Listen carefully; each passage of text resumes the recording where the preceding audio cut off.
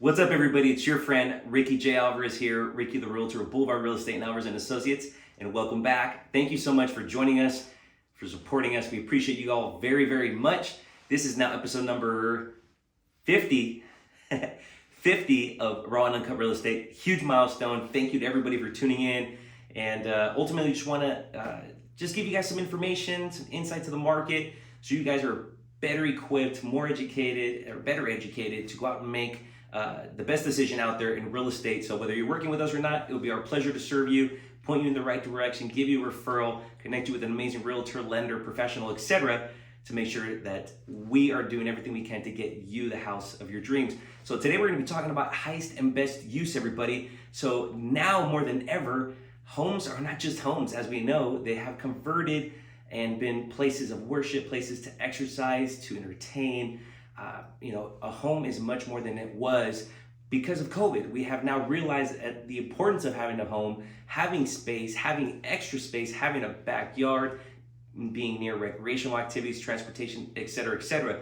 But now more than ever, we're seeing a huge trend in land and being a very sought after characteristic in buying a home. Before, it was all about convenience, how beautiful the kitchen, the bathroom, all that good stuff is, right? But now more than ever, people are looking for the highest and best use for the property. So what's happening is we're having a lot of buyers who are very well qualified, thinking long term. What can I do with this space? How can I better upgrade this home?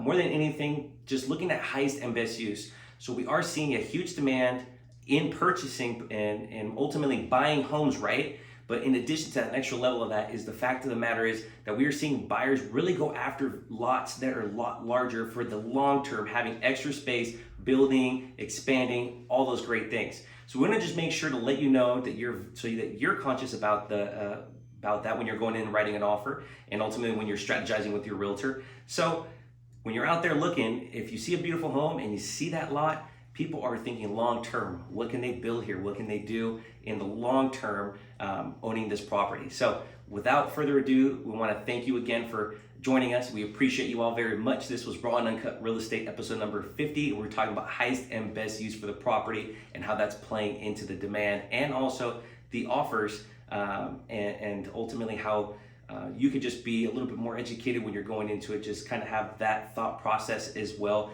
That's going to also play into purchase price. So thank you again. Wish you all the best and take care.